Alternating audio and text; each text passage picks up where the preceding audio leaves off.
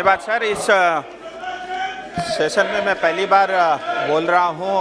अपना विषय रखने से पहले हाल ही में मणिपुर में नूने में जो लैंडस्लाइड हुआ, 61 लोगों की वहाँ पे जाने गई। मैं सदन की ओर से उन सबको रिकॉर्ड में नहीं जाएगा, अर्पित करता हूँ। विषय पे आ रहा हूँ सर, आपका बहुत धन्यवाद। नियम 377 के अंतर्गत आपने विषय रखने का मुझे मौका दिया।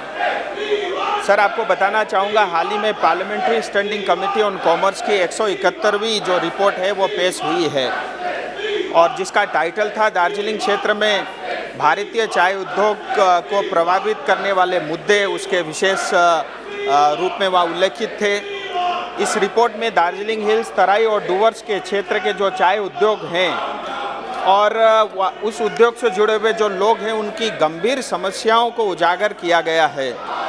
और सबसे गंभीर समस्या चाय बागान के मजदूरों का पर्जा पट्टा यानी उनकी भूमि अधिकारों से उनको वंचित करना रहा है, जो कई पीढ़ियों से उस चाय बागान के साथ जुड़े हैं।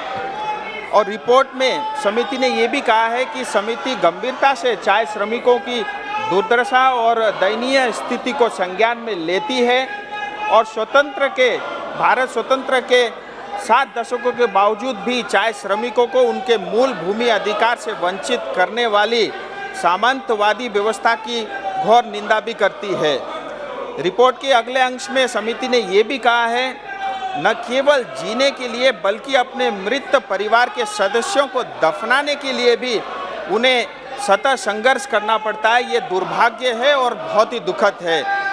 इसलिए समिति ने सिफारिश किया है कि एक विशिष्ट कानून के अधिनियम के अंतर्गत आवश्यकता है कि चाय के जो श्रमिक, चाय बागान से जो श्रमिक जुड़े हुए हैं, उनके अधिकारों और उनकी पैतृक भूमि को, उनके संसाधनों को, स्वामित्व को मान्यता देना चाहिए। इसलिए मैं केंद्र सरकार से एक कानून बनाने का अनुरोध करता हूं, जो चाय बागान और सिंखोना बागान के श्रमिकों के लिए पर्जा पट्टा यानी भूमि अधिकार सुनिश्चित करें।